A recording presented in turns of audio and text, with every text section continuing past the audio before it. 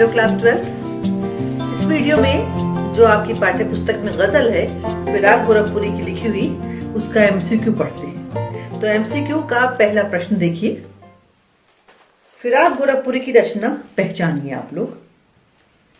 मेघदूत, तराना, रमैनी, गजल। अभी तो कहा था गजल पढ़ते हैं, तो फिराक गोरखपुरी की जो रचना है उसका नाम है गजल। गजल के कवि का नाम बताइए।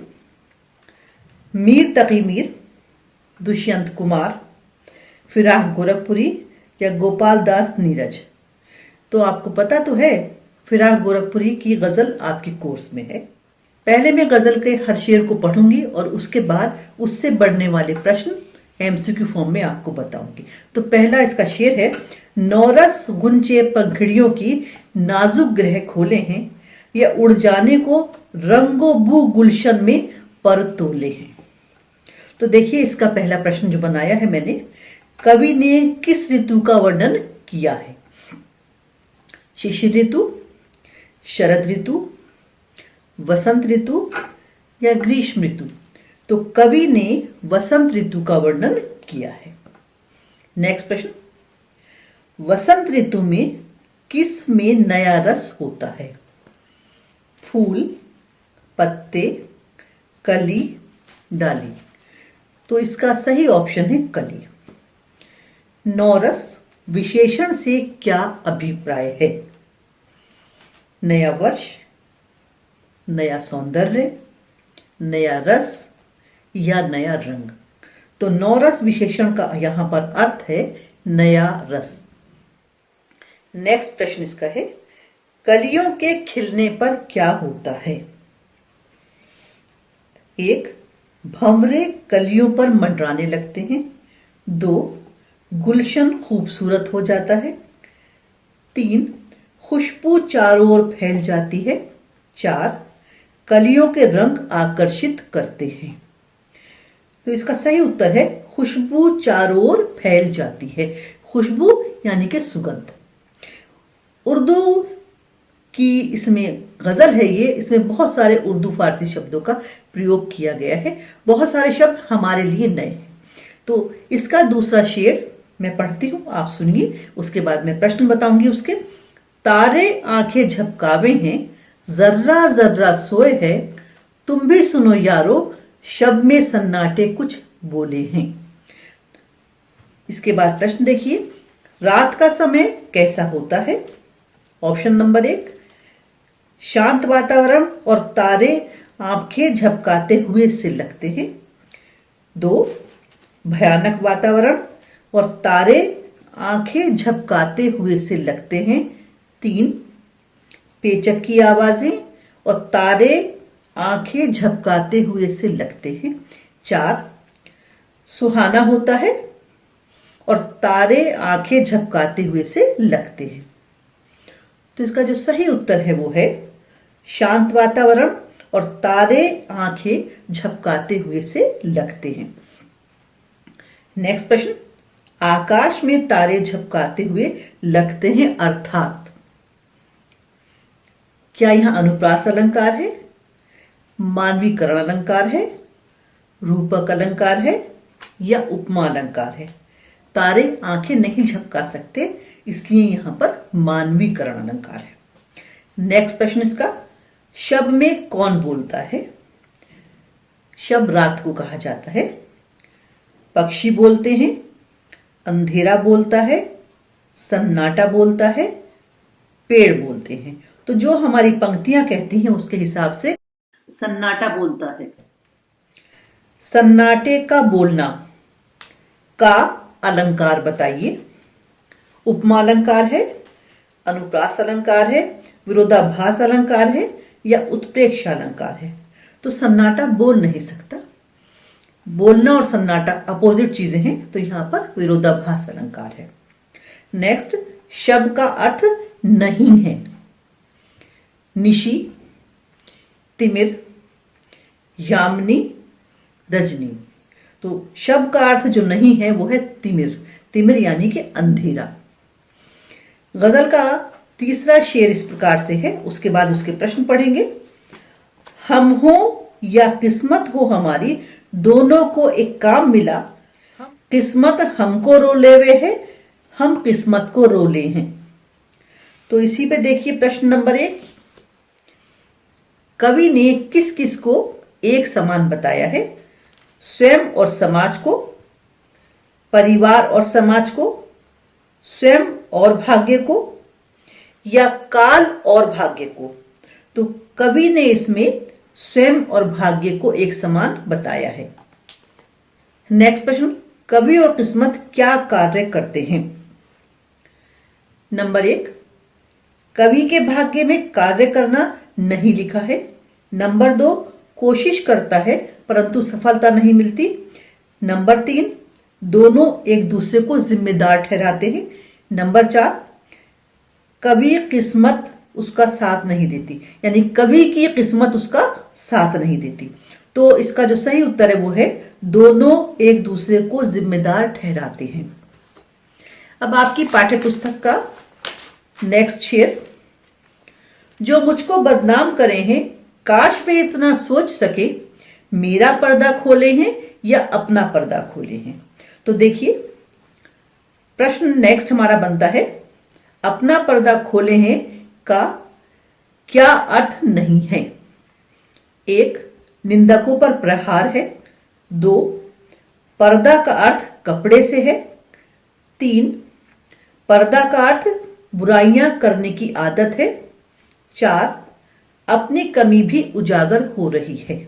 तो इसका अर्थ जो नहीं है वो है पर्दा का अर्थ कपड़े से है।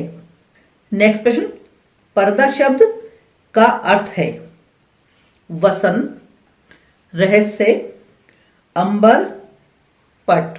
तो उत्तर है रहस्य। देखिए बच्चों, आपकी पाठ्य पुस्तक का नेक्स्ट शेर क्या है? ये कीमत भी अदा करें हैं हम बदरुस्ती ए होशो हवास, तेरा सौदा करने वाले दीवाना भी हो ले है। तो जो प्रश्न बनता है वो है, समाज की नजरों में पागल कौन होता है? 1, कवि के अनुसार नकल करने वाला। 2, कवि के अनुसार प्रेमी। 3, कवि के अनुसार भाग्यहीन। 4, कवि के अनुसार बुराई करने वाला। तो जिसका सही उत्तर है वो है कवि के अनुसार प्रेमी। नेक्स्ट प्रश्न, कवि किसे संबोधित कर रहा है? किस्मत को, प्रियतमा को, रात्रि को या वसंत ऋतु को। तो इसमें कवि अपने प्रियतमा को संबोधित कर रहा है। आपकी पाठ्य पुस्तक का अगला शेर, तेरे गम का पासे अदब है, कुछ दुनिया का ख्याल भी है, सबसे छिपा के दर्द के मारे चुपके चुपके रो ले हैं। इस शेर में कौन सा रस है? शांत रस, रौद्र रस, वियोग श्रृंगार रस, संयोग श्रृंगार रस। तो इस शेर में वियोग श्रृंगार रस है। नेक्स्ट प्रश्न, कवि अपना प्रेम क्यों छिपाता है? प्रेमिका के डर से, बदनामी के डर से, परिवार के डर से या नौकरी जाने के डर से। तो वो अपना प्रेम बदनामी के डर से छिपाया करता है। नेक्स्ट प्रश्न, कवि चुपके चुपके क्यों रोता है? घर वालों से बचने के लिए, उपहार से बचने के लिए, संसार से बचने के लिए या प्रेमिका से छिपाने के लिए। तो कवि उपहार से बचने के लिए चुपके चुपके रोया करता है। बच्चों, आपकी किताब का अगला शेर, फितरत का कायम तवाजुन आलमे हुस्नो इश्क में भी उसको उतना ही पाते हैं खुद को जितना खोले हैं। तो देखिए अगला जो प्रश्न है, आलमे हुस्नो इश्क का अर्थ बताइए। ऑप्शन नंबर 1, प्रेम और प्रेमियों की दुनिया। 2, प्रेम और संबंधों की दुनिया। 3, प्रेम और सौंदर्य की दुनिया। 4, प्रेम और मतलब की दुनिया। तो जो इसका अर्थ आपकी पाठ्य पुस्तक के हिसाब से है वो है प्रेम और सौंदर्य की दुनिया। खुद को खोने का भाव स्पष्ट कीजिए, ये आपका अगला प्रश्न है। काम को भूल जाना, अपना महत्व समझना, अहम भाव को छोड़ना, अभिमान ना करना। तो इसका जो सही उत्तर है वो है अहम भाव को छोड़ना, यानी कि अहंकार को छोड़ देना। अगला शेर इस प्रकार से है, आबोताब अशआर न पूछो, तुम भी आंखें रखो हो, ये जगमग बैतों की दमक है या हम मोती रोले हैं। तो जो इसके हिसाब से प्रश्न बनता है वो ये है, आबोताब में कौन सा अलंकार है? मानवीकरण, विरोधाभास, अनुप्रास, उत्प्रेक्षा। तो यहां पर बच्चों अनुप्रास अलंकार है। नेक्स्ट प्रश्न, आंख रखना का भाव बताइए। नजर रखना, मर्म को जानना, नजर बचाना, आंसू बहाना। तो आंख रखना का जो अर्थ यहां पर है वो है मर्म को जानना। आपकी पाठ्य पुस्तक का नवा शेर, ऐसे में तो याद आए है अंजुमने मैं रिंदों को, रात गए गर्दू पे फरिश्ते, बाबे गुन्हे जग खोले हैं। तो नेक्स्ट प्रश्न है, तू कौन है? कवि की शायरी, कवि की विरह वेदना, कवि की प्रेमिका, कवि की किस्मत। तो तू यहां पर कवि की प्रेमिका है। नेक्स्ट, रात में फरिश्ते क्या करते हैं? हमारे संसार को देखने आते हैं, दिन भर थक कर आराम करते हैं, हमारे संसार के पापों का अध्याय खोलते हैं, या सब गलत है? तो इसका सही उत्तर यह है कि रात में फरिश्ते हमारे संसार के पापों का अध्याय खोलते हैं। नेक्स्ट प्रश्न, गर्दू का अर्थ नहीं है नभ, आसमान, मिट्टी, आकाश। तो गर्दू का अर्थ मिट्टी नहीं है।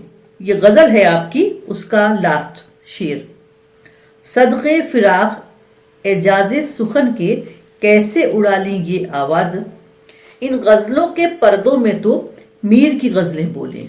तो इस पे जो प्रश्न बन सके वो इस प्रकार से है, फिराक किस पर कुर्बान है?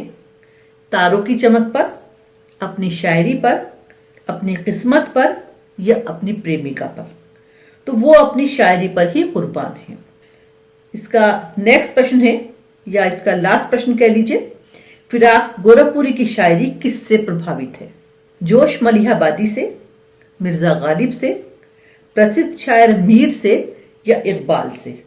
तो इस शेर में उन्होंने खुद कहा था कि उनकी शायरी मीर से प्रभावित है, यानी कि प्रसिद्ध शायर मीर से। तो ये मैंने आपको दिए गजल के एमसीक्यू।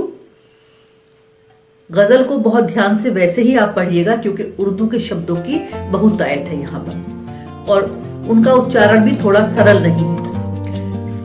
पढ़ के याद कर लीजिएगा, बहुत अच्छे नंबर आएंगे। Thank you.